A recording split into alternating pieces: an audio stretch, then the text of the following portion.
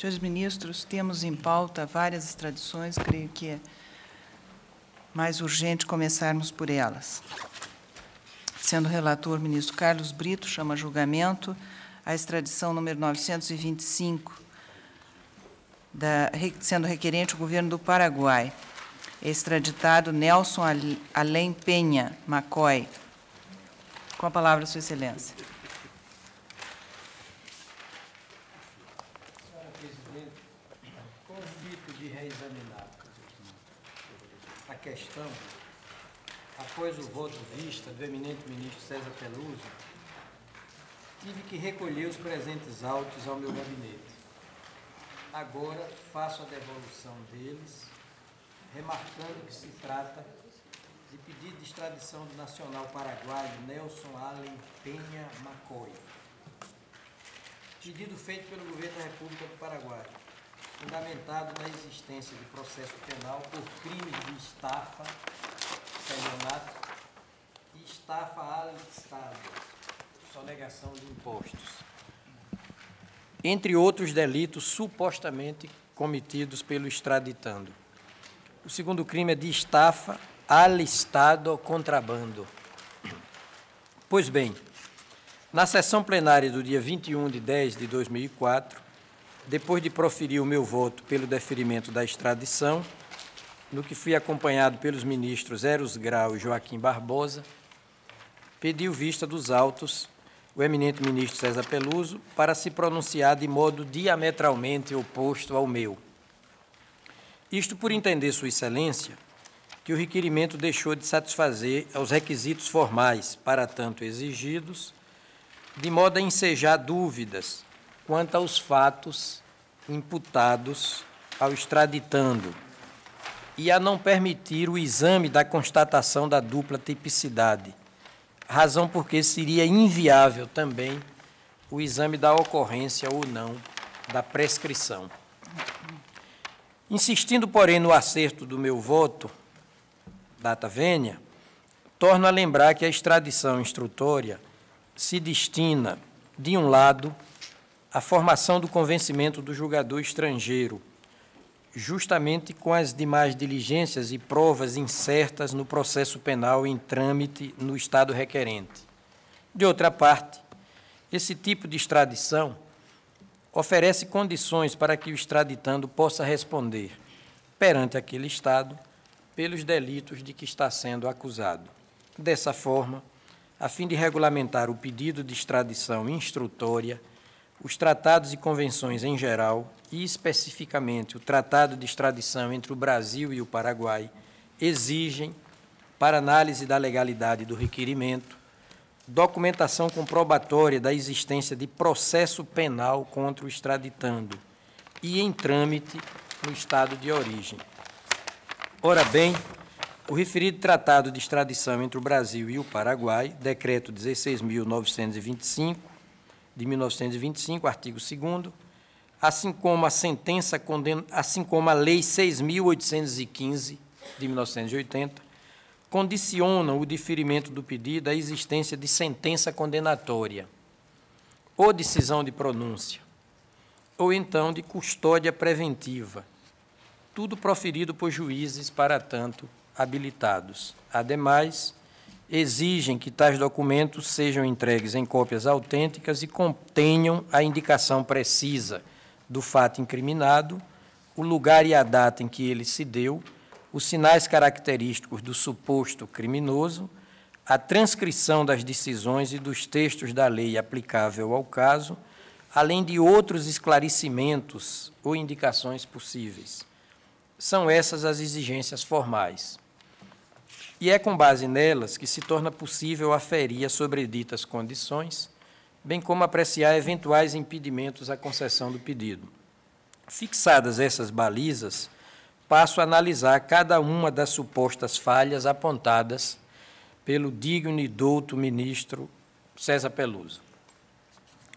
Principiando pelo mencionado desatendimento ao requisito formal elementar do pedido de extradição, entre aspas, anoto que o ilustrado ministro aponta a ausência de indicação precisa do fato imputado, o lugar e a data em que tal fato se deu. Todavia, diversamente desse ponto de vista, observo que o pleito está devidamente instruído, nos termos do tratado e da legislação em vigor. Isto porque o pedido de extradição, as folhas 6 a 24, contém os dados que possibilitam o exame quanto à prescrição, informações específicas a respeito do lugar e datas em que foram praticados os supostos delitos, folhas 7 a 11, os sinais característicos do extraditando, folha 6/7, e, por último, a transcrição das decisões judiciais e dos textos de lei aplicável ao caso, folhas 14. Daí o seguinte trecho do pedido, as folhas 14. Eu quero me referir ao documento de número 3, no dossiê que está com os senhores ministros. Aspas. Quanto ao lugar e data em que foram cometidos os fatos citados, ou seja, o lugar da prática dos fatos imputados pelo senhor Procurador-Geral do Estado ao processado e fugitivo da Justiça Paraguaia, Nelson Allen Penha Macoy, foram perpetrados na cidade de Assunção, capital da República do Paraguai, no período compreendido entre os anos de 1993 a 1995. Em nota de rodapé, eu faço a transcrição em espanhol. Já as folhas 80 dos autos, consta a decisão de recebimento da denúncia contra o extraditando, bem como o decreto de prisão preventiva. As folhas 81 e 83. Repito, consta a decisão de recebimento da denúncia contra o extraditando, bem como o decreto de prisão preventiva. Aquela decisão, as folhas 80 dos autos, e este decreto, as folhas 81 e 83. Atos esses proferidos por magistrado competente, nos termos do Código de Processo Penal Paraguaio, folhas 15. E assim, atendendo às exigências do tratado, tais decisões indicam, penso que com precisão, os fatos incriminados, conforme se verifica da transcrição, decisão de recebimento da denúncia, folhas 80. E aqui eu indico o documento de número 7 do dossiê. Mas eu cito o seguinte trecho. Considerando que o ditame número 1102 da Procuradoria-Geral do Estado aconselha o processamento do Nelson Penha Macoy, Atílio Juan Gabriel Cortázar, Juan Jorge Lau Fischer, Sônia, bem, muitos outros, como supostos autores dos delitos tipificados nos artigos 396, 401, 207 e demais concordantes do Código Penal, por serem os responsáveis pela falsidade dos registros contábeis públicos, apropriação indevida de dinheiro dos correntistas por meio do aporte do capital através das captações de depósitos do público, registrada em forma camuflada e com o objetivo de elidir o encaixe legal, eu tenho isso como descapitalização, e também o esvaziamento doloso e fraudulento do Banco Mercantil através de empréstimos às empresas vinculadas aos seus interesses, em prejuízo dos correntistas e, em especial, do próprio Banco Central. Em nota de rodapé, eu coloco essa cota em espanhol. Por conseguinte, apesar da conclusão do ministro Peluso de que o pedido de extradição padece do vício de absoluta falta de individualização das condutas, entendo que a atuação do extraditando como presidente do Banco Mercantil está muito bem descrita. A propósito, leia-se, folhas 220 e seguintes, tradução do pedido de extradição. E aqui eu oriento Vossas Excelências, se me permitem, para o documento de número 3 do dossiê. 3. Aspas. Com efeito, o informe especial elaborado pela Contraloria Geral, deve ser Contraloria mesmo, Geral da República, refere-se no substancial, 2 pontos. Aqui é Controladoria, lá deve ser Contraloria, que os diretores do Banco Mercantil S.A. têm canalizado mais para suas empresas os recursos obtidos na captação dos depósitos dos correntistas e dos empréstimos outorgados pelo Banco Central Paraguaio. Resumindo, o Banco Mercantil S.A. realizava operações que poderiam considerar-se delito de ação penal pública. Primeiro, captavam através dos títulos de depósitos em prazo fixo dinheiro, sem que fosse registrado na contabilidade do banco, aproveitando-se da boa-fé das pessoas. Número 2, com fundos provenientes da captação dos depósitos não registradas, com fundos provenientes da captação dos depósitos não registrados, deve ser. 3, evasão da lei do imposto sobre as utilidades obtidas nas operações não registradas. 4, o balanço do ano de 1994, assinado pelas autoridades do banco, contém falsas informações. 5, o Banco Mercantil S.A. concedeu empréstimos no excesso do limite estabelecido nas disposições legais. 6, captação de depósitos, pagamento de títulos e cupons de juros da Mercantil de Finanças S.A. com dinheiro do Banco Mercantil S.A. 7, integração do capital com captações de depósitos não registrados na contabilidade do banco e com empréstimos auto-outorgados. 8, abertura de cartas de créditos para importação não registradas na contabilidade do Banco Mercantil. 9, concentração dos empréstimos em empresas vinculadas. 10, ativo insuficiente para fazer frente ao passivo. 11, operações em moeda estrangeira não registradas na posição de câmbio. 12, outorga de empréstimos a empresas vinculadas em condições mais favoráveis que aos clientes em contravenção à Lei 417/73. Conclusão. Atendendo às documentações provenientes do Banco Central do Paraguai e à intervenção do Banco Mercantil S.A., concluímos, tendo uma série de fatos irregulares que poderiam constituir delitos de ação penal pública, considerando os artigos 154, 179, 177, 396 e 401 do Código Penal e demais concordantes, pelos seguintes fatos que se detalham em continuação. Aí eu não vou ler todos esses fatos, mas são muitos. Número 1, número 2, esse número 2 mesmo diz assim: abertura do Banco Mercantil como banco comercial em transgressão às disposições legais e com conhecimento da existência de acionistas com antecedentes desfavoráveis, tem possibilitado a defraudação aos correntistas e ao próprio Banco Central, de parte dos diretores dessa entidade bancária privada. Os diretores do Banco Mercantil são responsáveis por falsidade dos registros contábeis e por apropriação indevida do dinheiro dos correntistas por meio das contribuições do capital. Agora vou pular esse trecho e vou me referir a um específico, especificamente quanto ao extraditando. Por outro lado, os diretores do Banco Mercantil S.A., de quem era presidente o hoje fugitivo Nelson Allen Penha McCoy, além de serem responsáveis pela quebra técnica que poderia ser considerada como fraudulenta, foram beneficiados com a retirada de fundos de suas contas. Esta situação demonstra que os principais cotistas do banco, prevendo qualquer situação de embargo ou bloqueio de suas respectivas contas, têm aberto, em nome de pessoas de sua confiança, contas para poder resguardar suas supostas disponibilidades de qualquer eventualidade que possa surgir por demandas.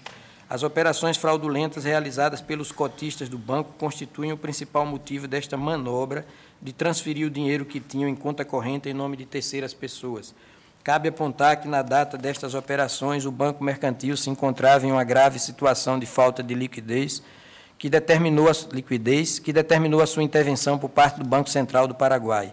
Assim mesmo, é importante apontar que a falta de liquidez do citado banco foi produto do esvaziamento realizado pelos diretores do banco através de diversas operações supostamente dolosas e fraudulentas. Em síntese, os diretores do Banco Mercantil tinham canalizado nas suas empresas vinculadas os recursos obtidos de captação de depósitos de poupanças e dos correntistas e de empréstimos outorgados pelo Banco Central do Paraguai. Em tudo isso, soma-se as captações no paralelo, é dizer, em negro, ou à margem da lei, com o objeto de realizar integrações de capital com dinheiro captado aos poupados, em contravenção da lei que regulamenta o sistema financeiro, sendo outras das causas de esvaziamento. Não se pode deixar de mencionar a evasão do imposto sobre as utilidades obtidas devido às operações não registradas na contabilidade. Vou pular também outro, é tudo na mesma toada. Quanto à falta de liquidez também do banco, em razão da descapitalização fraudulenta, etc. Ainda em atendimento às formalidades necessárias para a concessão do pedido extradicional, o Estado requerente juntou cópias dos antigos e dos atuais códigos penal e de processo penal, além das respectivas traduções, a fim de viabilizar a análise da ocorrência ou não da prescrição. Passando agora a menção que o eminente ministro faz ao parecer do ilustre Procurador-Geral da República, no sentido de que já teria este se apercebido da aparente ausência dos requisitos formais para a concessão da extradição, anoto que o presentante do parquê, em momento algum, se pronuncia pela falta de indicação do fato criminoso. Diferentemente, opina pela inadequação da conduta descrita ao tipo penal incriminador, item 21 do parecer, donde o item de número 10 do parecer ministerial público afirmar que o pleito extradicional preenche os requisitos formais do artigo 80 da Lei 6.815/80. Prossigo nesta linha de ponderação para averbar que a conclusão da Procuradoria da República, diversa, repita-se, daquela externada pelo eminente ministro Peluso, digo com as vênias de estilo e sobreestilo, extravasa os próprios limites do exame comportável em sede extradicional. Isto porque, como ressaltei no meu voto, o juízo de subsunção da conduta, em homenagem ao ministro Eros, eu vou substituir o juízo de enquadramento da conduta ao tipo penal alienígena, cabe exclusivamente à justiça estrangeira, pena de usurpação de soberania. É nesse sentido a lição do ministro Celso de Mello, segundo a qual a figura jurídica da extradição não se reveste de caráter penal. A função do Instituto é meramente instrumental, por se traduzir no viabilizar ou a execução de pena já imposta, ou a submissão do extraditando a procedimento de índole penal, penal persecutória, pelo competente órgão do Estado requerente, extradição 524. É dizer, os poderes do Estado requerido para o exame do feito são elementarmente restritos, interditando-se ao Supremo Tribunal Federal a análise do mérito da acusação ou pronunciar-se a respeito de eventuais vícios no trâmite da ação penal. Logo, circunscreve-se tal exame à constatação ou não dos pressupostos legais que autorizam a extradição. E aqui eu me refiro à extradição 669. Convém repetir, o sistema extradicional vigente no direito brasileiro é de controle limitado, no sentido de não poder ultrapassar a análise da legalidade formal do pedido. Logo, a Justiça brasileira falece competência para apreciar o mérito da ação penal que transcorrer perante a Justiça do Estado estrangeiro. Foi nessa mesma vertente que este Supremo Tribunal Federal decidiu pelo deferimento da extradição solicitada pela República Tcheca, literis. E aqui eu cito o ministro Celso de Mello. Processo extradicional e sistema de contenciosidade limitada. Inadmissibilidade de discussão sobre a pena penal produzida perante o Tribunal do Estado requerente. A ação de extradição passiva não confere ao Supremo Tribunal Federal qualquer poder de indagação sobre o mérito da pretensão deduzida pelo Estado requerente ou sobre o contexto probatório em que a postulação extradicional se apoia. O sistema de contenciosidade limitada, que caracteriza o regime jurídico da extradição passiva no direito positivo brasileiro, não permite qualquer indagação probatória pertinente ao ilícito criminal cuja persecução no exterior justificou o ajuizamento da demanda extradicional perante o Supremo Tribunal Federal brasileiro. Perante o Supremo Tribunal Federal. Extradição 897, ministro Celso de Mello, Diário da Justiça, de 18/2/2004. Por outro aspecto, no que tange ao ditame 210, instrumento de propositura da ação penal no Paraguai, ao qual o eminente ministro Peluso se refere como sendo, aspas, um primor de confusão, entendo que se trata de peça desnecessária à instrução do pedido de extradição. É que não se exige, nem no tratado, nem na Lei 6.815, de 1981, documento semelhante. Quero dizer, tanto num quanto no outro diploma, o que se pede é a demonstração da existência de processo criminal.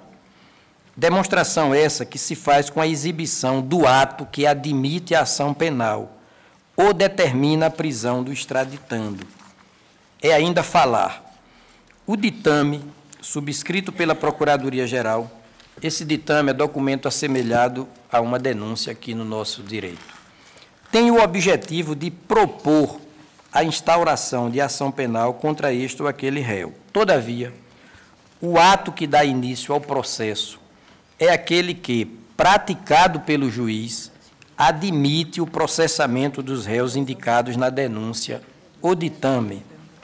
Seja como for, mesmo o ditame criticado pelo digno e douto ministro, repito, permite a constatação de que as várias pessoas ali identificadas são pretensas autoras, possíveis autoras, enquanto membros da diretoria do Banco Central do Paraguai e do Banco Mercantil, das irregularidades ali detalhadamente descritas, conforme se constata, se verifica do documento de folhas, se verifica, senão o eminente ministro Eros vai dizer que constata é galicismo, e eu já estou, olha, de fato eu já estou fazendo a substituição do documento de folhas 42 a 58, documento número 4 do dossiê.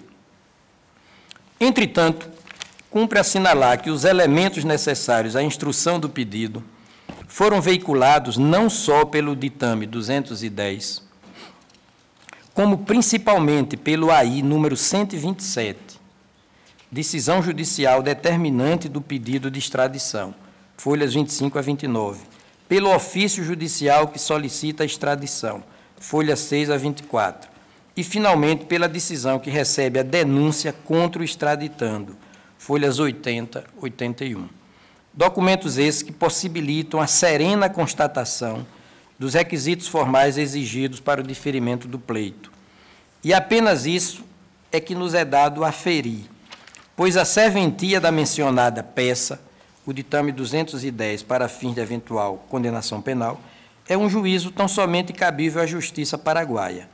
Justiça, por sinal, que já manifestou esse juízo ao receber a denúncia contra o extraditando. Aliás, é da própria jurisprudência desta nossa Casa de Justiça a lição de que não se pode entrar no exame da validade da decisão da Justiça estrangeira.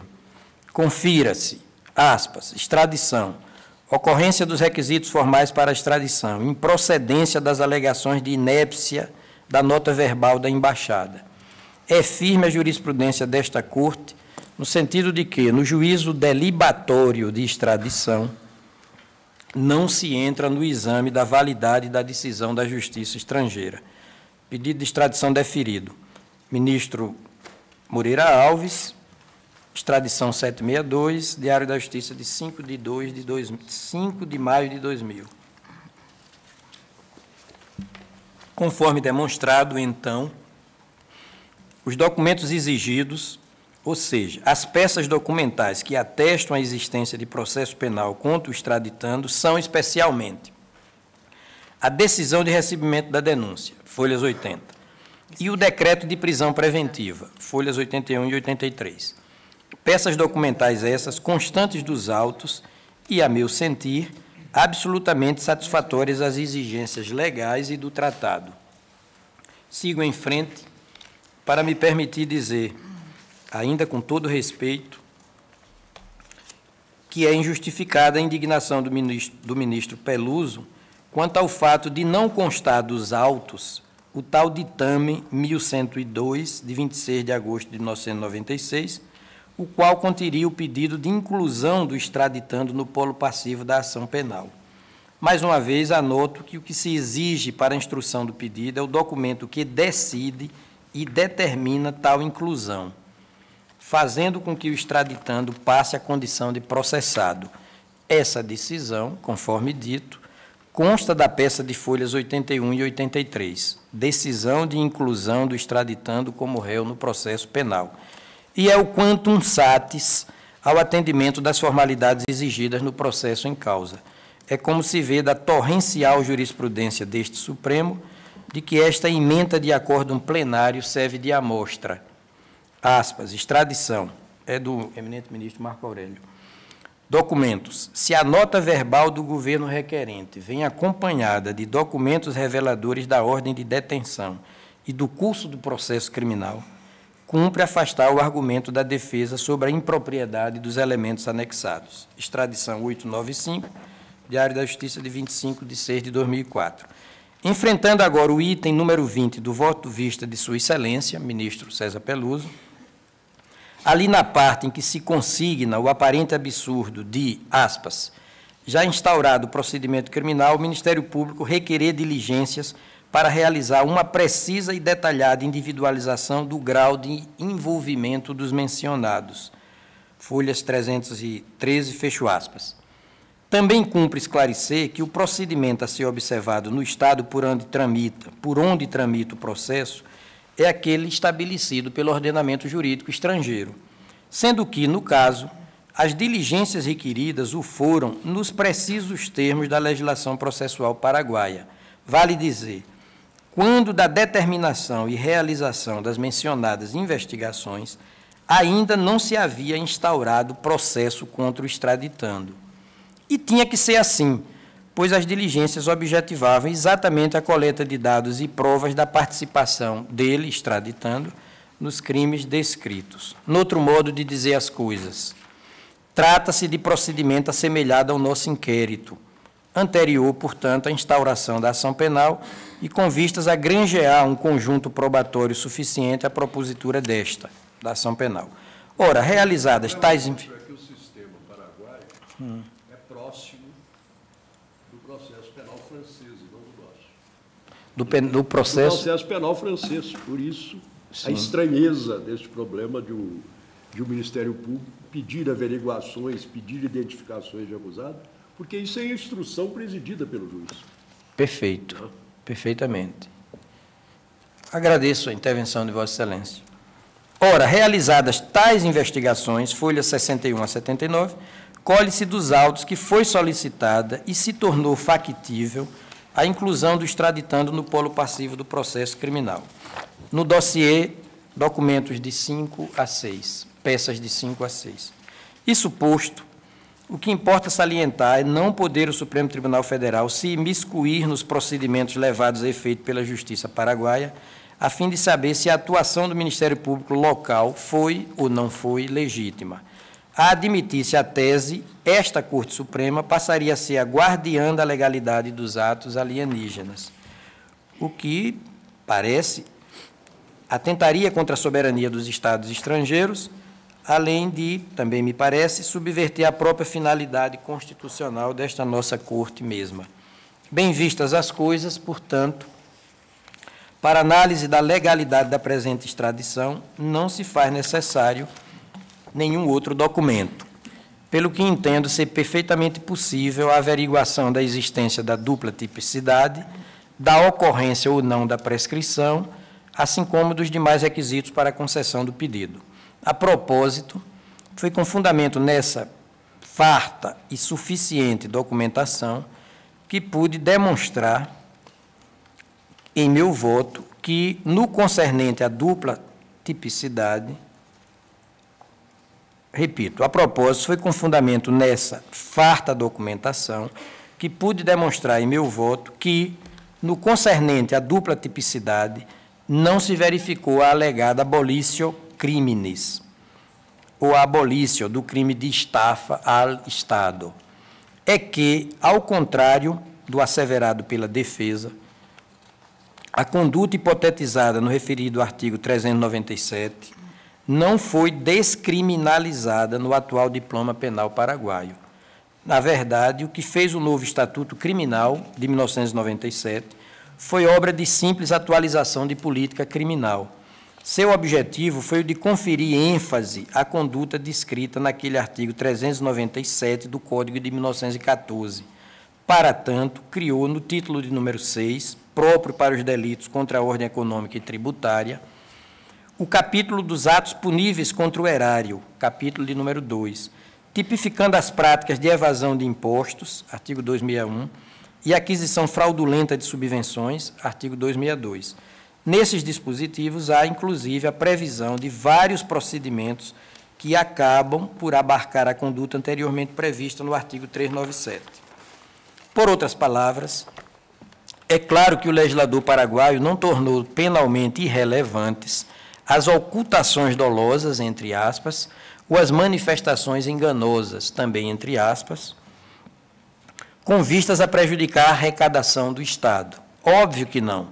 Ao revés, atento aos novos tempos, manteve a ilicitude de tais condutas, descrevendo, contudo, de modo mais claro e atual, as hipóteses em que elas se dariam.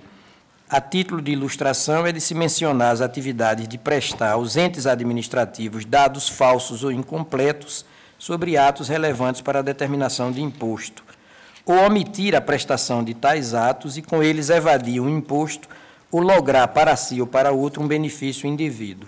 Artigos 261, parágrafos 1º, 1 e 2. E, em nota de rodapé, eu transcrevo o inteiro teor desses dispositivos da legislação paraguaia penal. O mesmo ocorrendo quando as mencionadas condutas visam a outorga de uma subvenção. Artigo 262, parágrafos 1º, 1 e 2. Por conseguinte, o simples confronto entre as condutas narradas na acusação e aquelas previstas nos novos tipos penais criados nesse capítulo revela a adequação, em tese, de tais normas aos fatos descritos, não havendo espaço para se falar em abolitio criminis. Segundo a acusação, o extraditando e os diretores do banco, empresa que estaria operando em desconformidade com as disposições legais que regiam o sistema financeiro, teriam, aspas, defraudado os poupadores e ao próprio Banco Central do Paraguai. Fecho aspas, folhas 8. Nos termos do informe especial elaborado pela Controladoria Geral da República, os acusados teriam, aspas, canalizado para suas empresas os recursos obtidos da captação de depósitos dos correntistas e dos empréstimos outorgados pelo Banco Central do Paraguai. Fecho aspas. Tais operações, segundo a própria acusação, poderiam ser consideradas delitos de ação penal pública, passando a descrevê-las. Entre outras, extraem-se, mais uma vez, aspas, captavam através de títulos, de depósitos em prazo fixo, dinheiro, sem que seja registrado na contabilidade do banco. Operações de desconto de cheques com data adiantada, com fundos provenientes da captação dos depósitos não registrados. Evasão do imposto sobre as utilidades. Aqui, entre aspas, foi traduzido como em preto. Quer me parecer que é pelo câmbio negro, qualquer coisa nesse sentido. Evasão do imposto sobre as utilidades obtidas com as operações não registradas na contabilidade.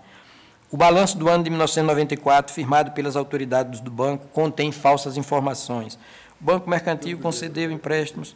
Bem, enfim, operações em moeda estrangeira não registrada nas posições de câmbio.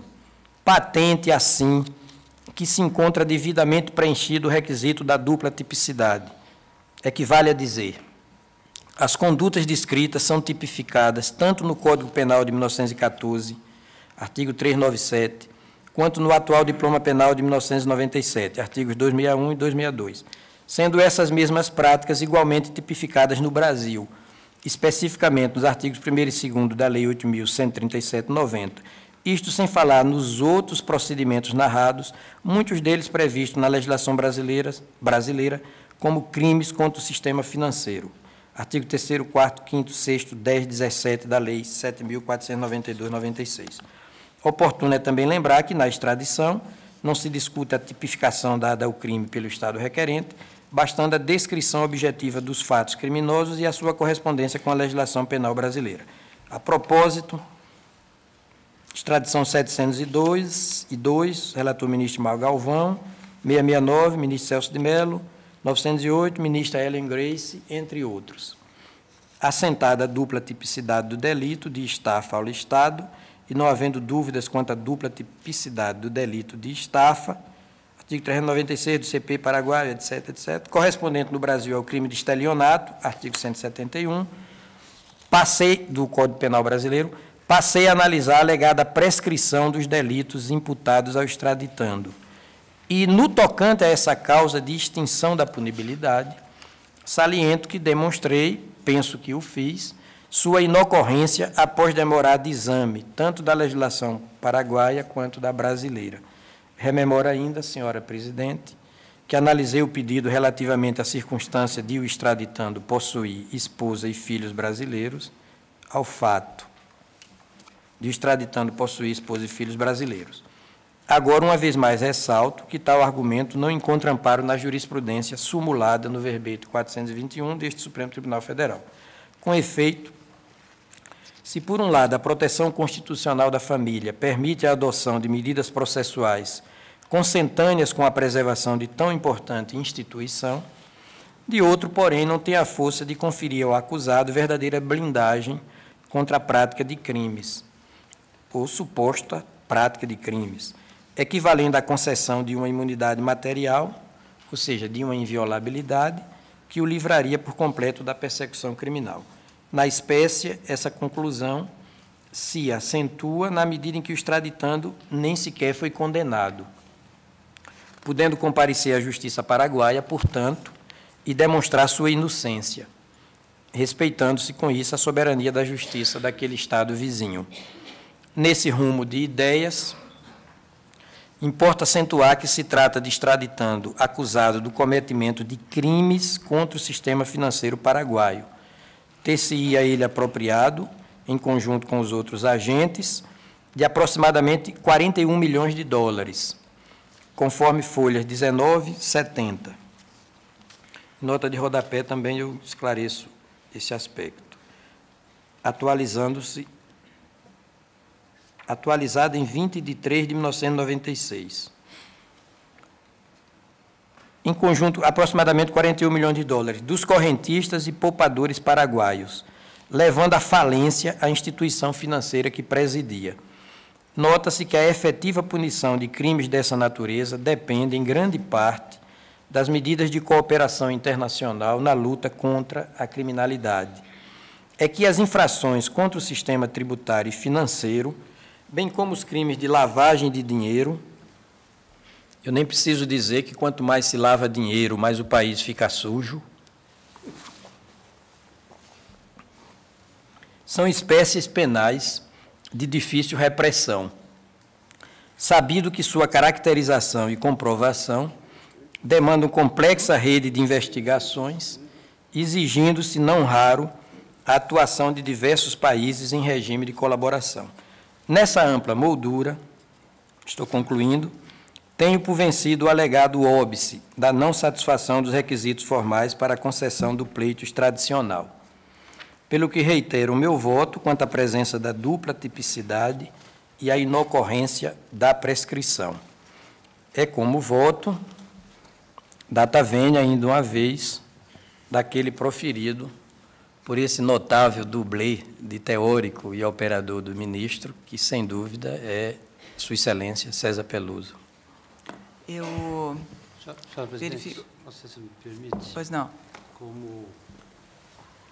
Como voto, como sempre, primoroso e brilhante do ministro Carlos Brito, é uma resposta às objeções que opus no meu voto anterior.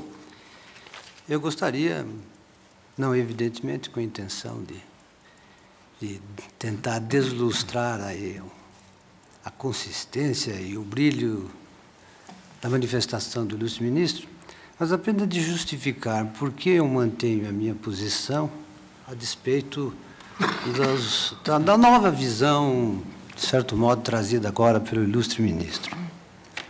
Independentemente do fato de o sistema processual paraguaio corresponder ao modelo francês ou a qualquer outro modelo, eu acho que é fundamental para esta Corte, que é guardiã da Constituição, atentar para o fato de que o Estado brasileiro,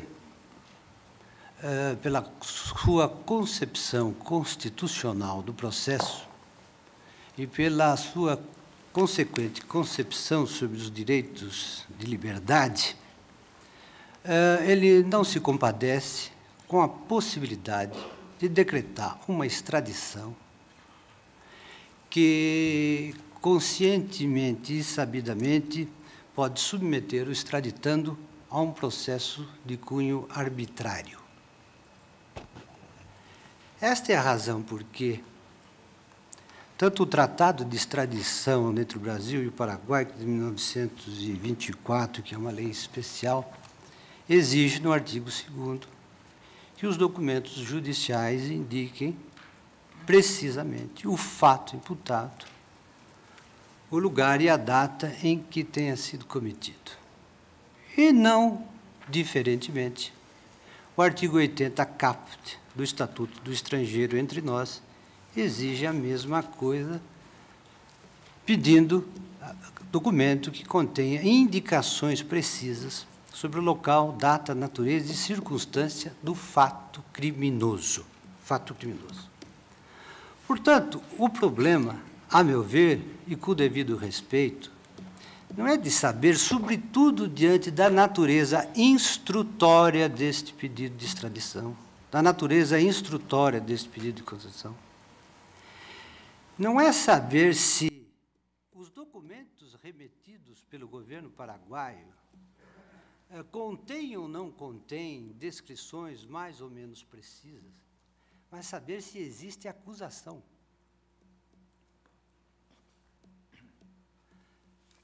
O eminente ministro fez referências aos vários documentos, e isso me facilita sobremodo. Basta recorrer aos documentos, ao documento número 4, por exemplo, que é o ditame que corresponderia entre nós à denúncia, e onde, portanto, haveria um juízo de acusação em relação ao extraditando, que é uma peça em que os acusados são 95, e com o pedido de aditamento de folha 306 e seguintes, com mais 5, são 100 pessoas que seriam objeto de uma suposta acusação. A nenhuma dessas 100 pessoas, entre as quais o extraditando, se atribui um comportamento específico. De modo que a descrição contida no documento número 4, que é o ditame número 210, há uma descrição de uma massa de fatos em que a falta de individualização de conduta de cada uma das pessoas arrolada como supostos denunciados ou acusados, se imputa um comportamento preciso, donde a presunção de que provavelmente todos eles teriam cometido ao mesmo tempo, em circunstâncias que se desconhecem, porque não são descritas, nem as datas, o governo informou apenas o local, como teriam sido praticados esses fatos genericamente descritos. Há uma segunda referência, que eu não deixei de anotar no meu voto anterior, que é uma segunda denúncia, que é o ditame 1102, de 26 de agosto de 1996. Este, então, nem consta cópia dos autos. O ato do magistrado do Paraguai faz referência a esse ditame, mas nem se sabe o que ele contém. De modo que não há dúvida nenhuma, descrição de algum comportamento teoricamente criminoso do extraditando, ou algumas descrições, não há dúvida nenhuma que consta do documento.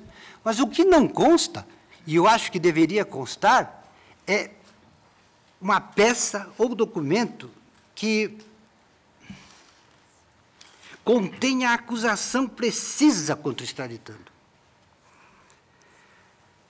De modo que, senhor presidente e senhores ministros, eu tenho que persistir no meu voto, porque o risco que vejo neste caso, a falta dessa documentação que mostre a acusação, é correr o risco de submeter o extraditando a um processo onde não há acusação específica.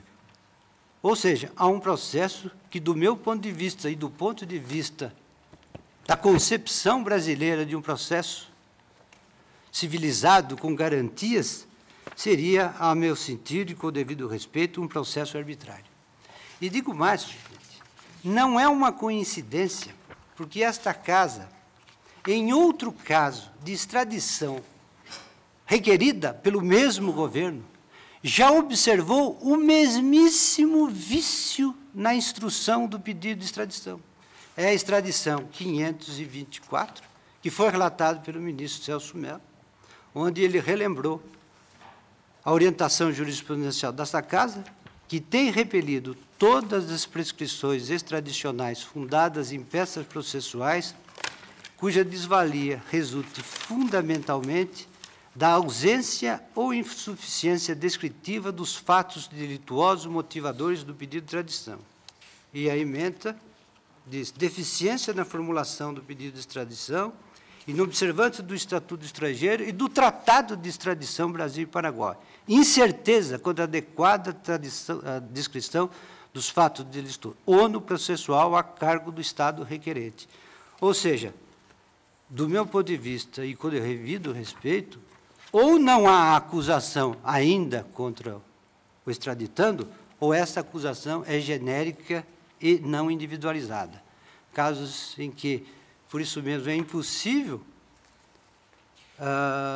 fazer o juízo de estima da dupla tipicidade, porque se não há acusação, como é possível fazer a avaliação da existência ou não desse requisito? Eu mantenho integralmente o meu voto, mais uma vez renovando as minhas vênias ao ilustre ministro Carlos Brito. Senhores ministros, já haviam manifestado voto o ministro Eros Grau e o ministro Joaquim Barbosa. Mantém? Não, embora já tenha votado, e em vista do confronto aí entre os dois votos, tão bem formulados ambos, eu vou pedir vista. Portanto, após o voto do eminente ministro Carlos Brito, mantendo o deferimento da extradição, pediu vista o ministro Eros Grau. Você não quer? Senhores ministros, chama a julgamento, mandado de segurança 25027, de que é relator o ministro Carlos Veloso, impetrante Maria Lúcia Guterres Costa e outro, impetrado o Tribunal de Contas da União.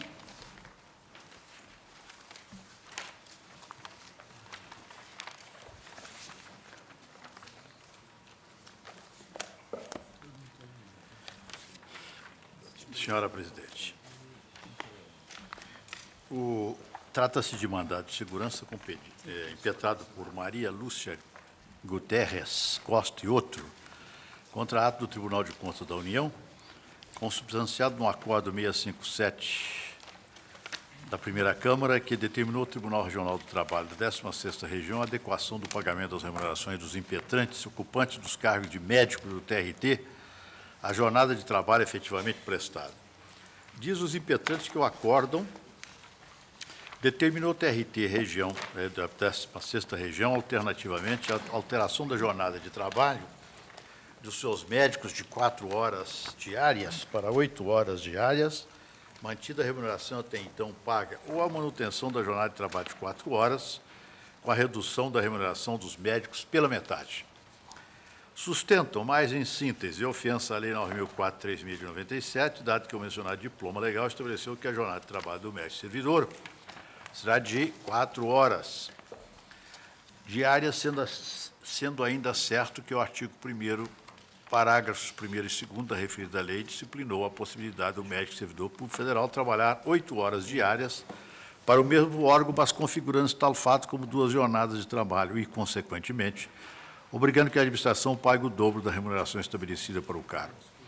A ausência de estipulação da jornada de trabalho dos médicos do TRT, na lei de criação da referida tribunal, não acarreta o estabelecimento da jornada de 8 horas diárias, dado que a lei especial, Lei 9.436, disciplinando a jornada de trabalho dos médicos da administração pública federal.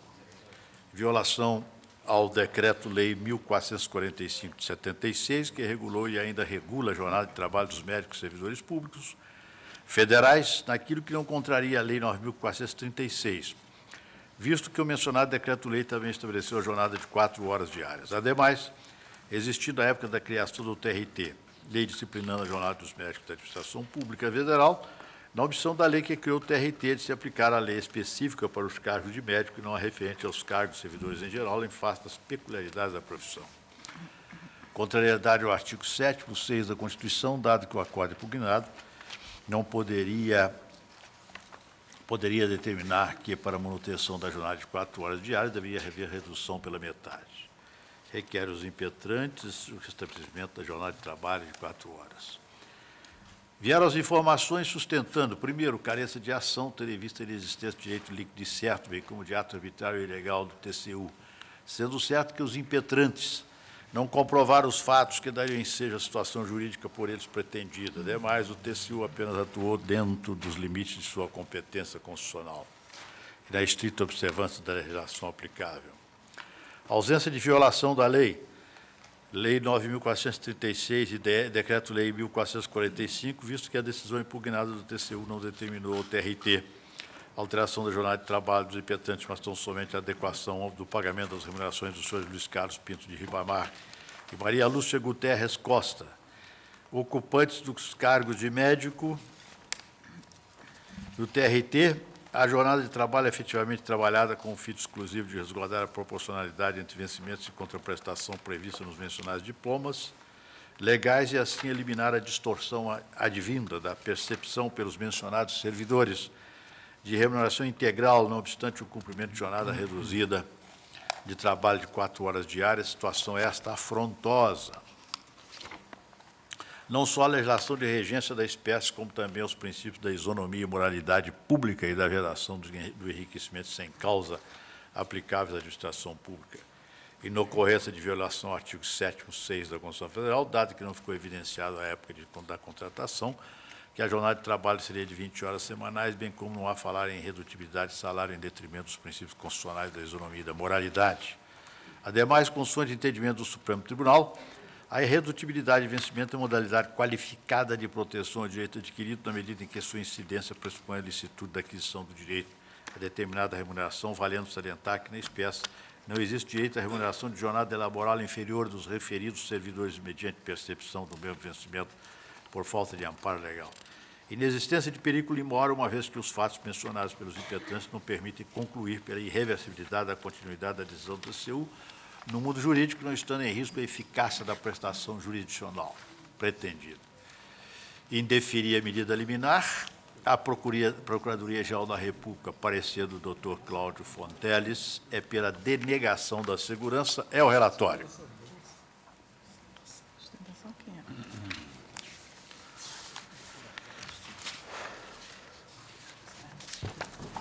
Pelos impetrantes, concedo a palavra ao doutor Arthur Castilho Neto. Pior momento possível, né, doutor? Pior momento. Senhora presidente, senhora ministra-presidente, senhores ministros, senhor procurador-geral da República. Como bem acentuou o eminente ministro relator, procura-se aqui desconstituir uma decisão do Tribunal de Contas da União que, no seu dispositivo, pretende ou determinou a adequação do pagamento das remunerações dos médicos impetrantes, obrigando-os a desempenhar uma jornada de 40 horas com os vencimentos ou remuneração integral, ou manter as 20 horas que estavam desempenhando, com a redução pela metade da remuneração percebida. A decisão emitida pelo Tribunal de Contas da União, autoridade impetrada, basicamente se reporta a princípios de isonomia e de moralidade, porque alega que seria um privilégio aos médicos perceber uma remuneração diferente, privilegiada mesmo, em relação aos demais funcionários públicos.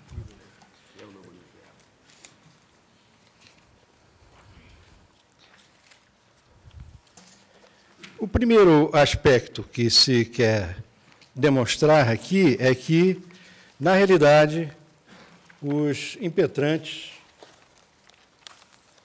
tomaram posse e entraram em exercício em decorrência da criação de cargos determinada por uma lei 7.819, de 15 de setembro de 1989, que criou, entre outros cargos, 2 de médico com uma remuneração específica, sem determinar, no entanto, a carga de trabalho, a carga horária que eles deveriam desempenhar no exercício das suas atribuições.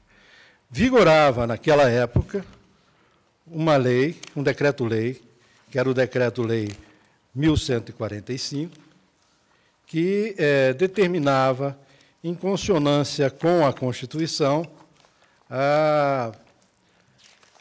o seguinte, no seu artigo 14.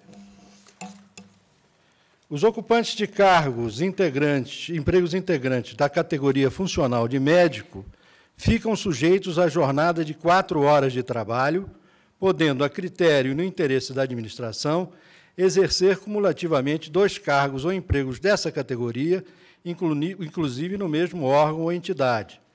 O ingresso nas categorias funcionais de médico, da saúde pública e do trabalho far-se-á obrigatoriamente, mas aí já um médico de saúde pública e do trabalho, jornada de 8 horas. Pois bem, em atendimento a essa regra, então vigente, no momento em que eles tomaram posse no cargo de médico, em 1991, mais exatamente em abril de 91, eles foram lotados e passaram a desempenhar a atividade de médico com a carga horária de 20 horas semanais.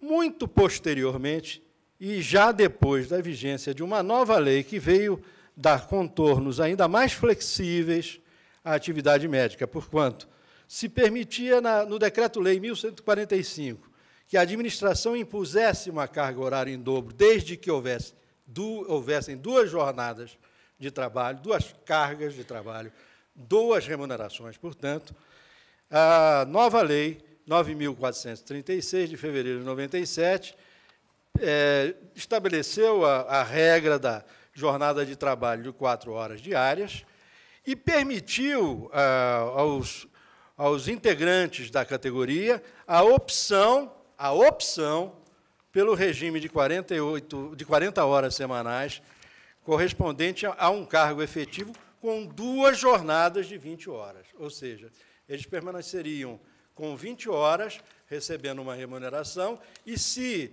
optassem, isso aí seria uma opção facultada aos médicos, de exercer 48 horas, dar-se-lhes mais uma jornada, uma remuneração por essa outra jornada. Bom, bem, esse era o quadro vigente desde o começo do exercício das atividades em 1991. Agora, em 2005, o Tribunal de Contas entende que não havia, na edição da lei que criou os cargos de médico, nenhuma determinação quanto à jornada de trabalho, que a administração do TRT, a que estão vinculados os médicos, poderia determinar o que ele determina, o Tribunal de Contas da União, a autoridade impetrada, qual seja, ou a manutenção do status quo com a jornada de 20 horas, com a redução pela metade da remuneração, ou o obrigatório desempenho de 40 horas semanais, aí com os vencimentos ou a remuneração que eles percebem atualmente.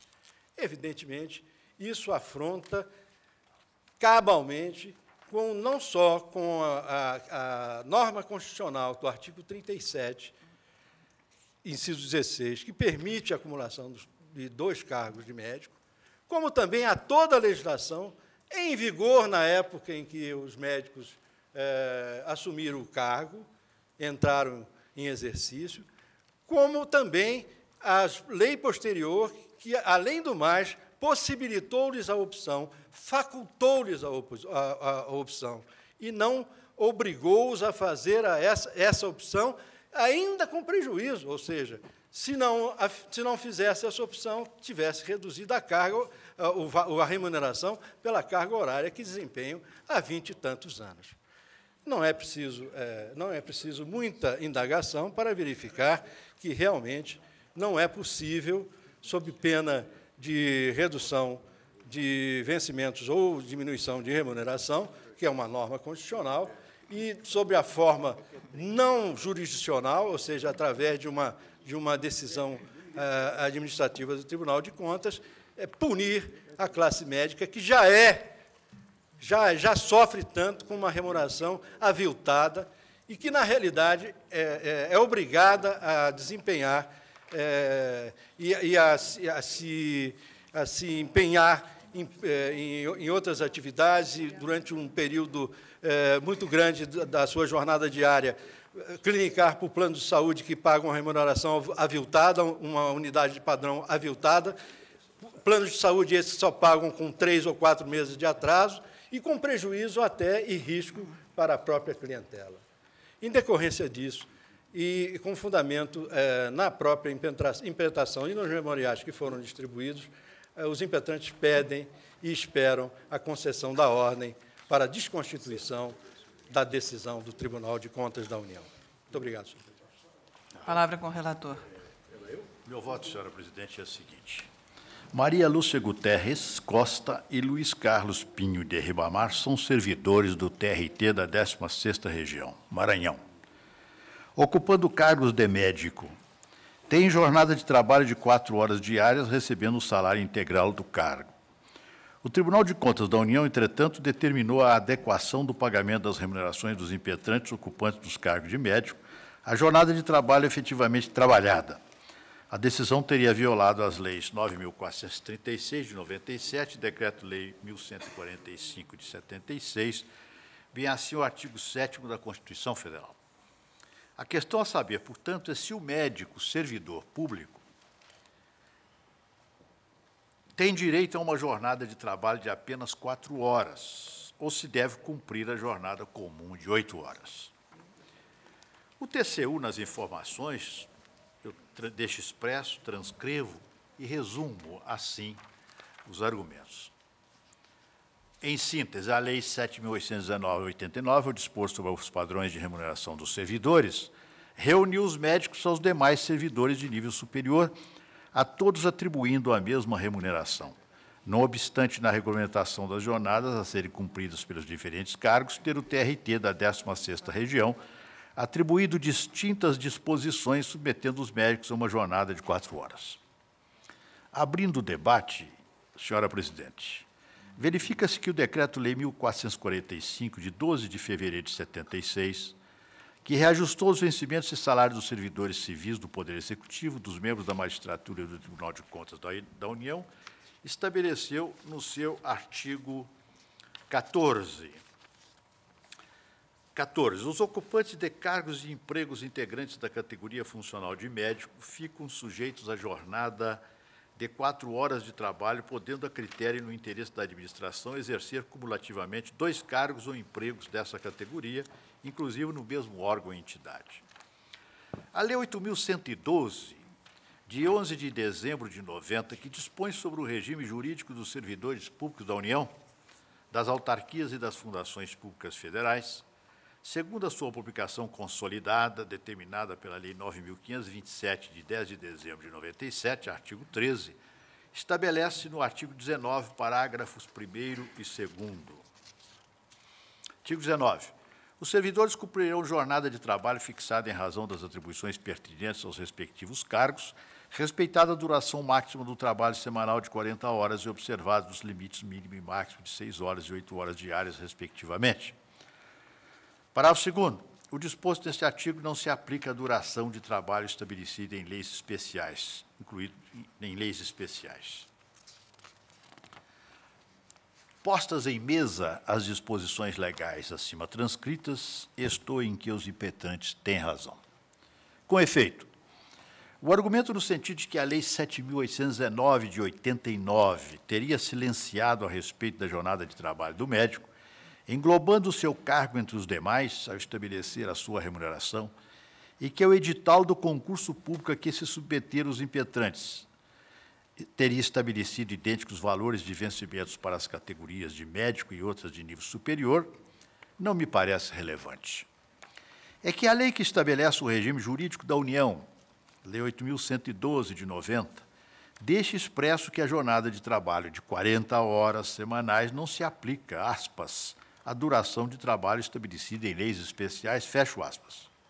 Ora, o Decreto-Lei 1445, de 76, artigo 14, dispôs, e não há notícia de sua revogação, que os ocupantes de cargos e empregos integrantes da categoria funcional de médico ficam sujeitos à jornada de 4 horas de trabalho, podendo, a critério e no interesse da administração, exercer cumulativamente 2 cargos ou empregos dessa categoria, inclusive no mesmo órgão ou entidade. Qual é o artigo da Lei 8.112? É o artigo... Eu transcrevo aqui. É o artigo 19, parágrafo 1º e 2º. Agora, consolidado, viu, ministro? A consolidação está aqui, ó. Essa, a consolidação ficou assim. Então, continuo. A Lei 9.436, de 5 de fevereiro de 97, que dispõe sobre a jornada de trabalho de médico, médico de saúde pública, médico do trabalho e médico veterinário da Administração Pública Federal Direta, das autarquias e das fundações federais, estabelece no seu artigo 1º que a jornada de trabalho diária dos referidos servidores é de 4 horas. Tem-se, no caso, portanto, norma especial específica relativamente à jornada de trabalho diária dos médicos.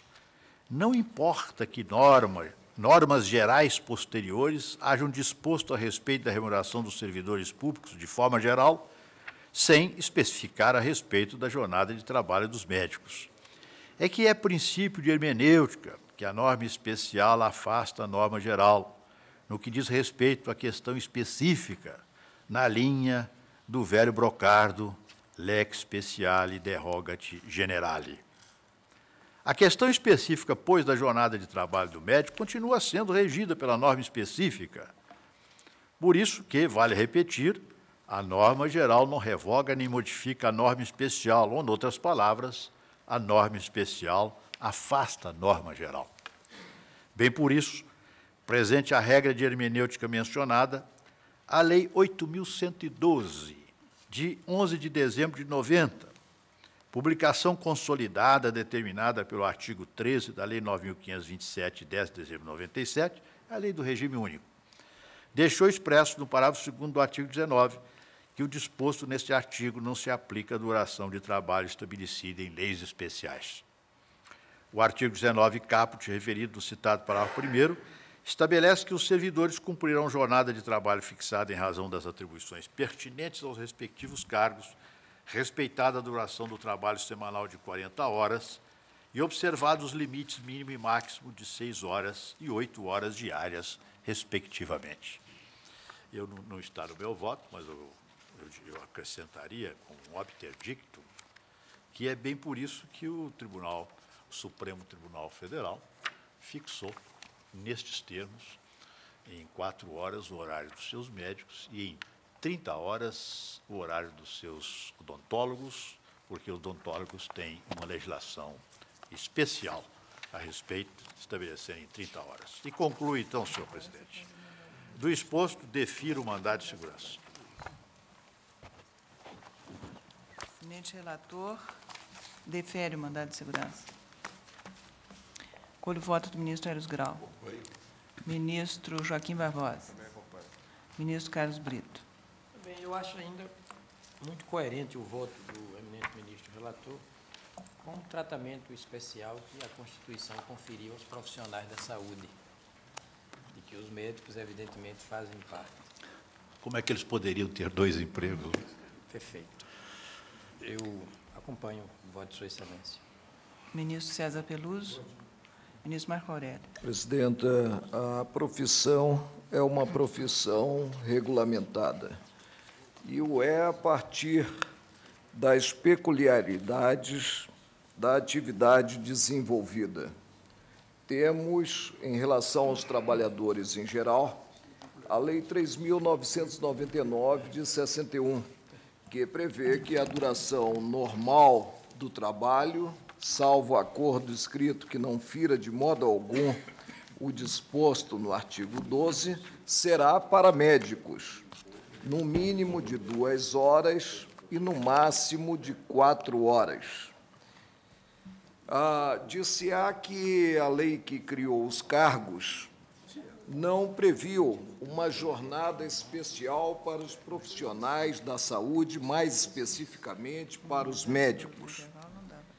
Como ressaltado pelo relator, pouco importa, porque, no caso, temos remessa a uma legislação geral quanto aos servidores tomados como a comporem o quadro funcional da administração pública, do Tribunal Regional do Trabalho e a legislação especial. No campo da administração pública, está em pleno vigor a Lei 9.436, de 97. E essa lei é categórica ao revelar que a jornada em si é de 4 horas, podendo haver opção, e essa opção é feita à luz da Carta da República, e somente uma jornada reduzida, né, a viabiliza, a opção por 2 jornadas. 2 jornadas, chegando-se aí a elas consideradas as 20 horas. O tribunal, como ressaltado pelo ministro relator, tem regulamento a respeito.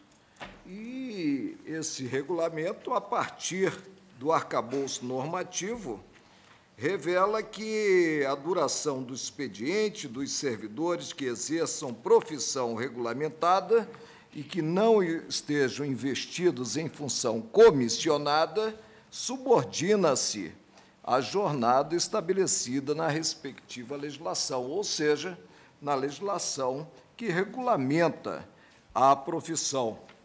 O Tribunal Superior Eleitoral teve oportunidade de enfrentar a matéria no processo 13.752, sob a presidência do ministro Sepúlveda Pertence, e quando lá estávamos nós, eu mesmo, e creio que Vossa Excelência não integrava ainda o tribunal, mas estava eu próprio, o ministro Ilmar Galvão, e concluiu sem discrepância de votos que se há de observar a jornada prevista para a categoria.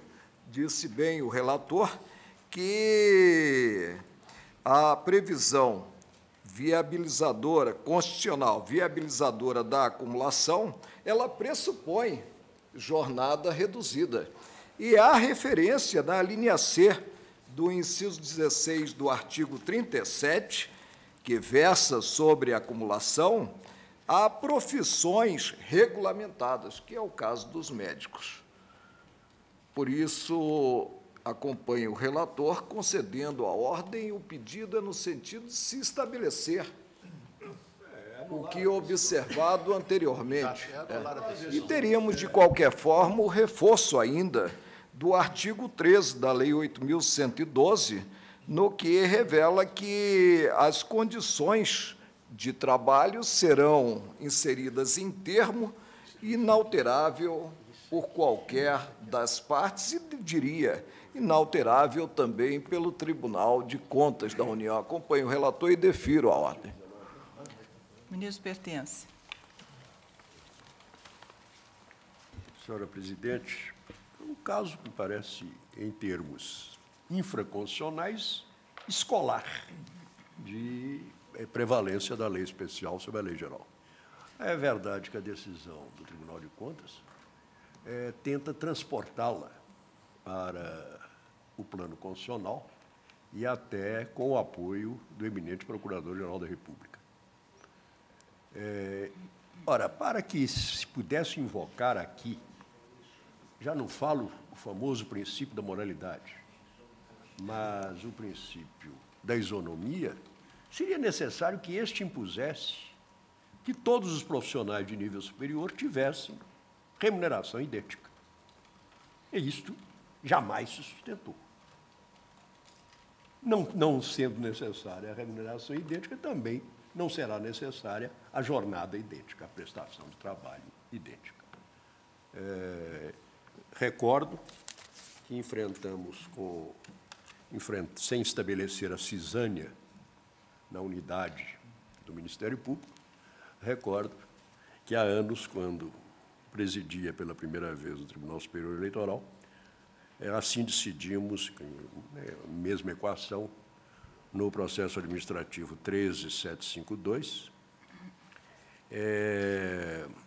relatado pelo saudoso ministro José Bonifácio Diniz de Andrada, que se fundou em parecer do eminente vice-procurador-geral da República, doutor Antônio Fernando.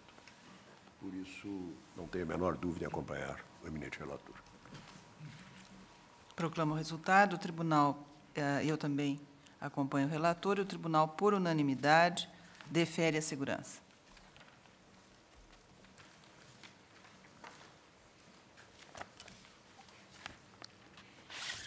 Chama a julgamento a extradição 946, de que é relator o ministro César Peluso, requerente ao governo da França, extraditando Boris Monge. Senhor presidente, eu consulto os eminentes ministros que receberam o cópia do relatório. Eu acho o caso extremamente simples, não sei se... Mas eu poderia passar diretamente e vou sintetizar o meu voto, porque não há dificuldade nenhuma nesse caso. É um caso de extradição passiva, pedido pela República da França, falta de tratado internacional escusado pelo artigo 76 do Estatuto, a dupla tipicidade, porque se trata de subtração de menores, de quem o tem sob sua guarda em virtude de lei ou de ordem judicial. Não houve prescrição, e a questão que seria um pouco mais complexa seria a questão de descumprimento do prazo de 90 dias, que já foi indeferido, com base na jurisprudência da Corte, uma vez formalizado o pedido de interdição e ficou prejudicada a arguição, de modo que eu estou deferindo, uma vez atendido todos os requisitos legais, eu estou deferindo o pedido de extradição. Há divergências? O eminente relator defere. Com filho. Subtração de menor. Proclamo, portanto, o resultado. O tribunal, à unanimidade, deferiu o pedido extradicional. Chama a julgamento a extradição número 916, de que é relator o ministro Carlos Brito, requerente ao governo da Argentina, extraditando o Antenor Danilo de Oliveira Batista, ou Gringo.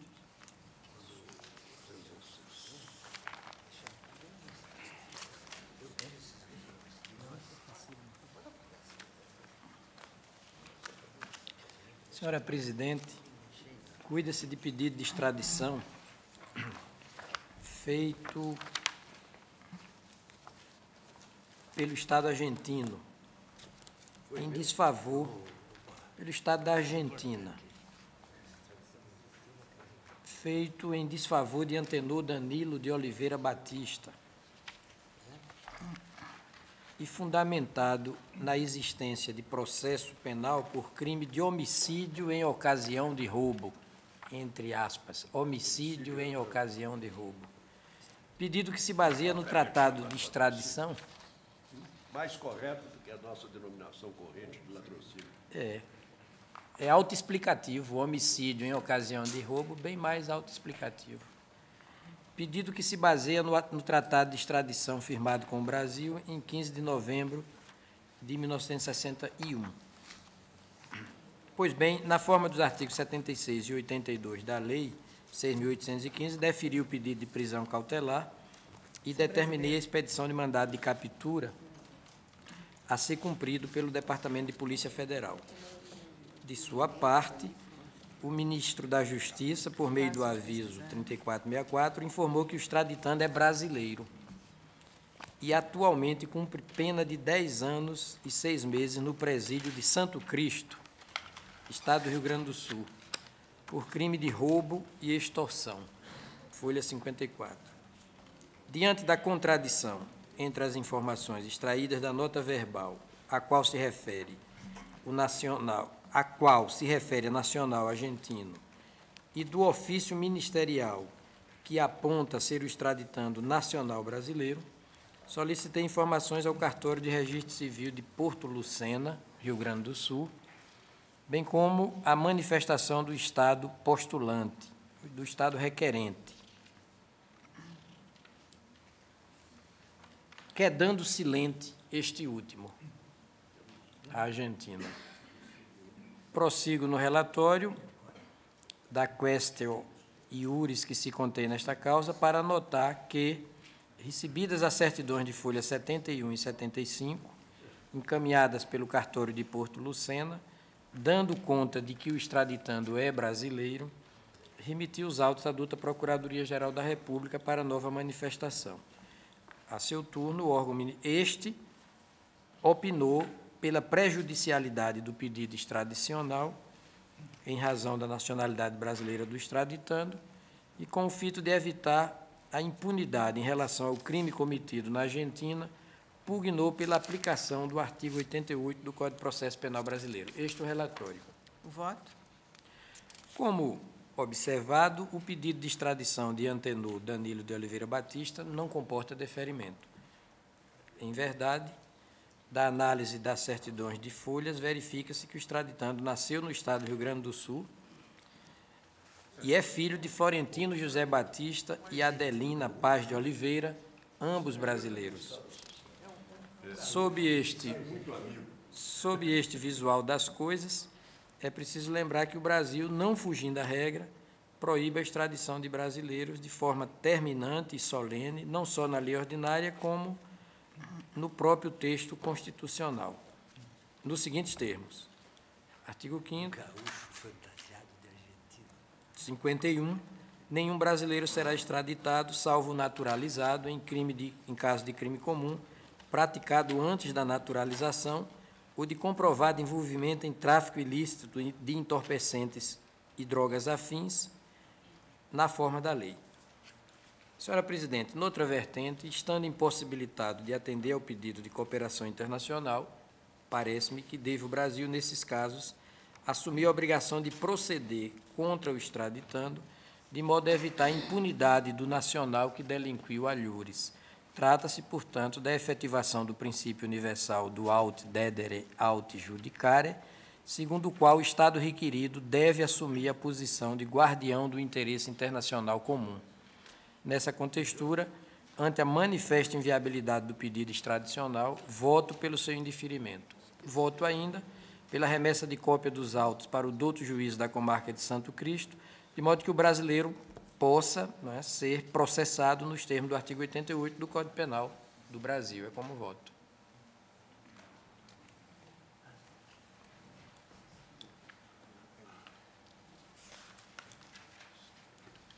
Santo Cristo mesmo? É do domicílio?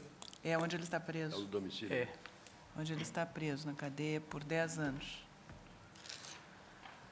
Há divergência? Tratando-se de um gaúcho fantasiado. Proclamo o resultado. O tribunal, à unanimidade, indeferiu o pedido extradicional, nos termos do voto do relator.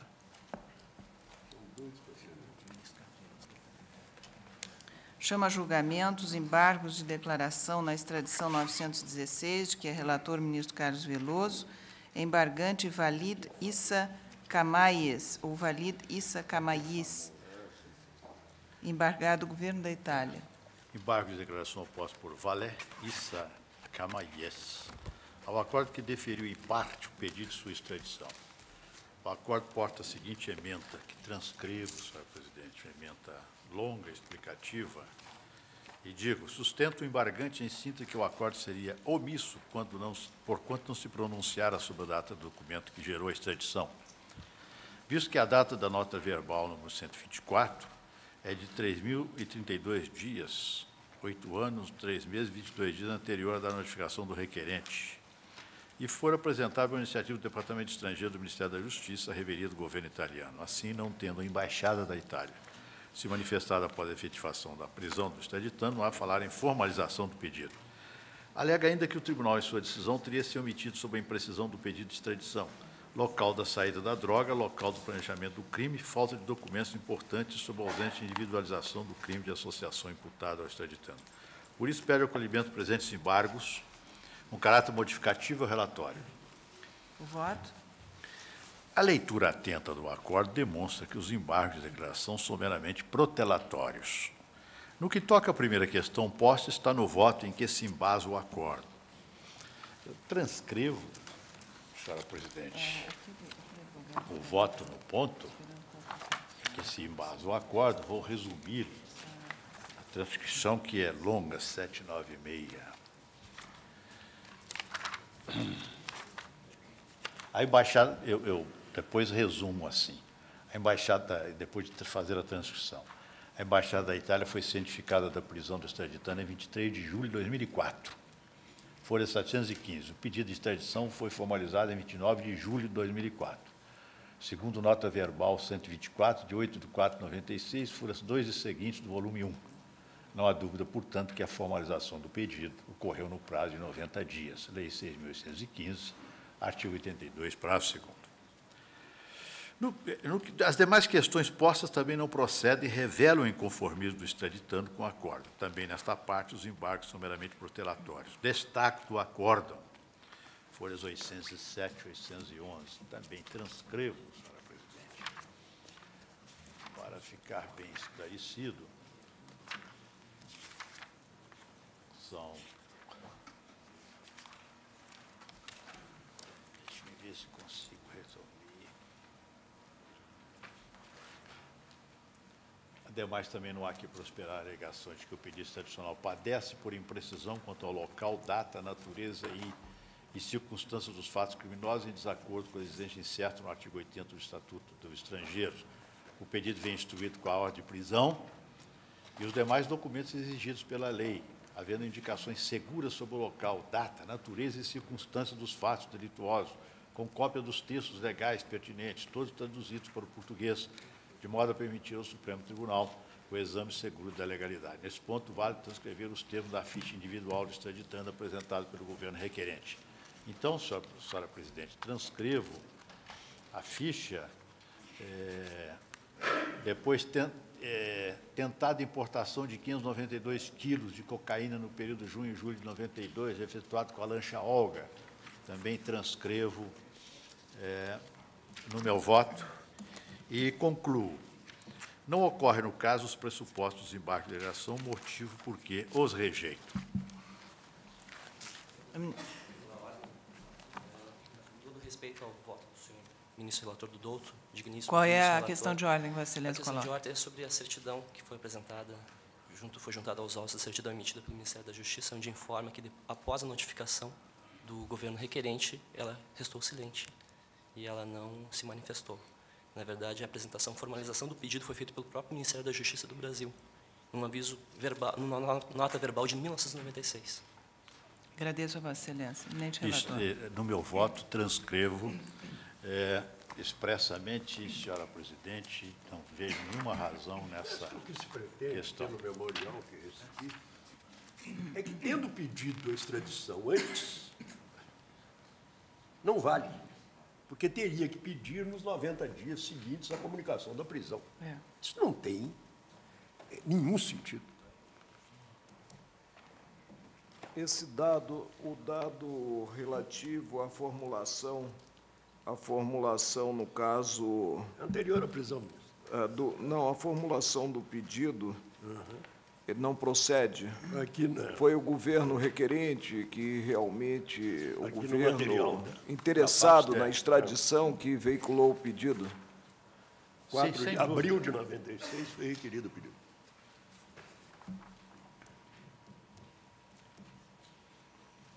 E esse pedido antecedeu a prisão. Exato. Sim. E o objetivo A é prisão ocorreu em 8 de junho, 2 meses depois, cientificada a embaixada. Nada tinha a fazer, porque já tinha requerido. já havia requerido. Não, mas o que se articula, pelo menos em peça apresentada, né, é que o pedido não teria sido formulado Por isso. pelo governo. Porque o que o Ministério da Justiça disse? Que comunicada de que a prisão se efetivara, Houve o pedido de prisão A embaixada- para efeito de a extradição. prisão Ocorreu. ocorreu em 8 de junho de 2004. E foi comunicada a este Ministério pela Interpol no dia 14 de julho. A Embaixada da Itália foi notificada da prisão do extraditando, não tendo se manifestado. Após 14 de julho. Acontece que aqui a nota verbal que formaliza pedido de extradição é de 4 de abril, 3 meses antes. Já estava formulado. a Houve extradição. pedido expresso Sim, do nota governo verbal da da embaixada. Itália. Nota verbal da embaixada. Só me desculpa a intervenção, mas é 3 meses antes, mas em data de 96 a nota verbal. E a prisão preventiva ocorreu em 2004. Não interessa. Tanto, quando é que foi Está formulada se transformando o acessório no no principal? principal. Você pede-se prisão, autua-se como pedido de prisão preventiva para extradição, quando não há pedido de extradição. Nada Quando já impede há. que o Estado requerente simplesmente requeira de logo a extradição.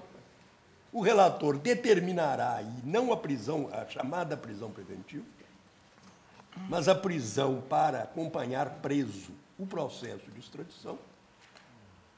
Aqui, o que parece que se quer criar confusão é porque houve um pedido de prisão preventiva para extradição, que eu não sei as datas, mas de tudo irrelevante, porque o pedido de extradição foi feito em abril. Esclarecidos os senhores E ministros? a rigor, pouco importa se já ocorrida ou não a prisão do porque se não tivesse extraditando. ocorrido, o relator O que se teria requer é determinado. que seja formalizado, como previsto na legislação de regência, por nota verbal da embaixada, né, o próprio pleito de entrega do extraditando. Está Né? aqui na nossa pasta. O fator cronológico não é de importância maior. A Embaixada da Itália cumprimenta e tem a honra de formalizar com a presente o pedido de extradição do cidadão. Etc. e tal. Portanto, o eminente relator rejeita os embargos os de embargos. declaração. Eu indago se há divergência. Não, aí, Vossa Excelência, Rejeitou Vossa os Excelência embargos. não acolhe para prestar esses esclarecimentos. Não, rejeito. Eu acho que... Eu Nem cabe. peço, Vênia, como eu encaro com uma flexibilidade maior os embargos declaratórios, e se esse ponto não consta do acordo proferido, e tendo em conta, levando em consideração, inclusive, a espécie de processo, eu peço, Vênia, para prover os embargos declaratórios. Consta a data do pedido. Consta, sim. Consta do acordo? Consta. Eu li.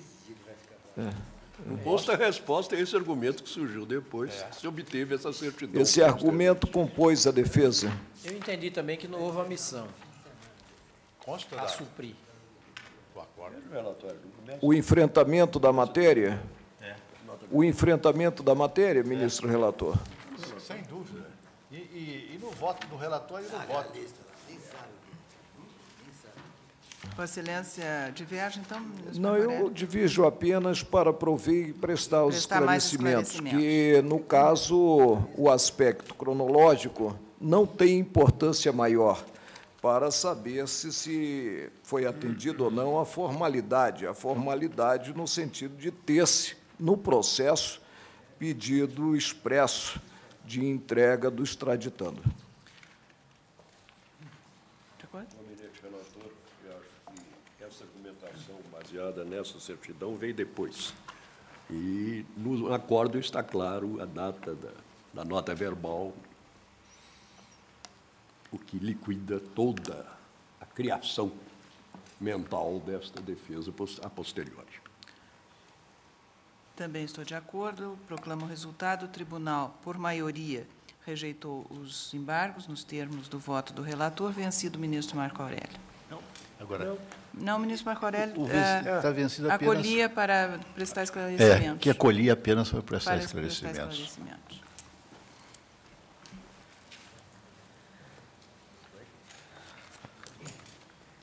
Senhores ministros, faltam poucos minutos para o horário de intervalo. Creio que não devo agora chamar a extradição 948 do ministro Joaquim Barbosa, que fica, então, para o segundo. Em 8 minutos, Vossa Excelência consegue vencer um habeas corpus? Habeas corpus com ele, 2 minutos. Ou está soltando? Esse? É um agravo regimental no habeas corpus, ministro. Isso. Pertence. Ministro, pertence. É só um agravo regimental em habeas corpus. É o número 85.468, relator Carlos Veloso, agravante Carlos Alberto da Costa Silva. Isso. Senhora Presidente. Agravado é o relator do HC 84.285, do Supremo Tribunal Federal. O ministro Joaquim Barbosa está impedido, que Sua Excelência é o indigitado coator. Digitado, não. Vocês não conheceu da pessoa? Não conheci. Não conheceu. É indigitado. Trata-se de agravo regimental interposto por Carlos Alberto da Costa Silva, da decisão de folha 42, que negou seguimento a pedido de habeas corpus, tendo em vista a jurisprudência da Corte no sentido do não cabimento de habeas corpus contra atos jurisdicionais do Supremo Tribunal Federal, referentes a outros habeas corpus impetrados perante este. Alega o recorrente que a decisão impugnada está equivocada, porquanto o presente writ não se dirige contra ato jurisdicional de um ministro do STF, mas sim contra uma decisão de índole francamente correcional ordenatória, embora ilegalíssima e arbitrária, do ministro Joaquim Barbosa, que cassou uma liminar concedida pelo eminente ministro Marco Aurélio, em sede do remédio heróico e humanitário do habeas corpus. Sustenta ainda a ilegalidade da decisão do eminente ministro Joaquim Barbosa, que nos autos do habeas corpus tal, objeto desta impetração, revogou a medida liminar anteriormente concedida por outro ministro da Corte e determinou a expedição de mandado de prisão. Ao final, requer o agravante a reconsideração da decisão agravada ou, caso assim não se entenda, o provimento do presente agravo regimental. Alternativamente, requer a apreciação do pedido de fixação de fiança requerida inicial ao relatório. E o voto de Vossa Meu voto, Excelência? senhora presidente. Assim, a decisão agravada, ora sob exame. Transcrevo a minha decisão na íntegra. E digo, como se vê, pretende o impetrante, sob a alegação de que o presente writ não se dirige contra ato jurisdicional de um ministro do STF, que é do Supremo. Aliás, tem um artigo hoje interessante a respeito. Que esta Corte conceda a ordem para revogar a decisão do ministro Joaquim Barbosa, que, nos autos do habeas corpus 84/265, de sua relatoria, revogou liminar anteriormente concedida por outro eminente ministro da Corte e determinou a expedição de mandado de prisão. Assim, o recurso não merece provimento, tendo em vista a jurisprudência da Corte, que não tem admitido a impetração de habeas corpus contra atos jurisdicionais do Supremo Tribunal Federal referentes a outros habeas corpus impetrados perante este. Cito, então, um rol de casos e concluo, nego o provimento ao agravo. O relator nega provimento ao agravo. Há divergência? Presidente, apenas um detalhe. É que, no caso, nós tivemos pronunciamento judicial definitivo na própria ação penal. E a discussão se trava considerado título diverso, considerada a prisão que se mostrou temporária e depois foi transmudada em prisão preventiva. Por isso, penso que temos o prejuízo do próprio agravo. Não há, a esta altura, interesse e utilidade no manuseio do próprio habeas corpus impetrado. Vossa Excelência considera Nesse prejudicado? primeiro passo, eu assento prejuízo. No segundo, eu peço vênia para divergir e entender que, enquanto houver um órgão acima daquele que formalizou o ato, cabível é contra esse ato em tese, pouco importa o merecimento, não estamos aqui a perquirir o acerto ou desacerto do ato, por enquanto, cabível é contra esse ato a ação constitucional, voltada à preservação da liberdade de ir e vir. Admito, portanto, contra a decisão de relator no Supremo Tribunal Federal, decisão de relator atuando quer como porta-voz da turma, quer como porta-voz do plenário, a impugnação a essa decisão junto ao próprio plenário. E, em se tratando de relator que exerce atividade na turma, cabível de início, sem aí perquirir-se, adotar-se uma ótica rígida quanto à adequação, é o habeas corpus. Por isso, provejo, por isso, se vencido na questão da prejudicialidade, provejo o agravo. Do relator? Nós temos vencido. Precedente do relator.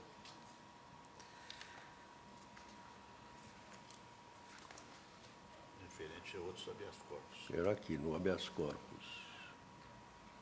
69, 138 e 138 do plenário, Moreira Alves, nós conhecemos, contra a decisão do relator que negara provimento a agravo para a subida de recurso extraordinário criminal, embora nos limitando a conhecer para averiguar a questão do cabimento do recurso extraordinário. Exato.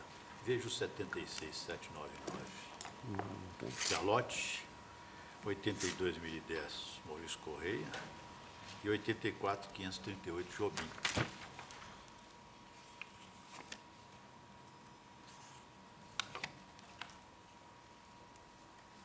A Excelência disse que já, ministro Marco Aurélio, já há sentença com... Já condenando e, portanto, decretando o título é diverso, o título em jogo no habeas corpus, né? Considerada a liminar que proferi, que foi retirada do mundo jurídico pelo ministro relator, né? Já não subsiste, né? Ficou prejudicada. Como eu declararia o prejuízo do próprio habeas, né? Tendo em conta a condenação, o faço relativamente ao agravo para a sequência do habeas impetrado contra o indeferimento da liminar em idêntica medida. Eu também julgo prejudicado, meu pessoal.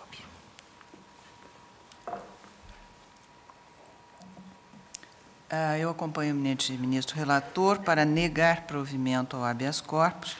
Proclamo o resultado. O tribunal, por maioria, negou provimento ao agravo regimental, vencidos os ministros Marco Aurélio e Sepúlveda Pertence, que não o conheciam. Senhores ministros, fazemos um intervalo de 20 minutos. Eu fico vencido quanto ao prejuízo do agravo, também quanto ao mérito. Quanto ao mérito. O ministro Pertence sequer se manifestou quanto a isso, uma vez que não havia necessidade, mas vamos registrar que o ministro Marco Aurélio, se acaso fosse, prevalecesse a sua posição com relação, e do ministro Pertence com relação ao conhecimento, daria provimento ao regimental. Senhores ministros... O colegiado conheceu ou não conheceu? Eu não me manifestei. Não, Vossa Excelência entendeu o não prejudicado? se manifestou porque... Então ficamos só no prejuízo, claro. Eu pensei que tivesse ficado vencido também no prejuízo. Senhores ministros, interrompemos por 20 minutos.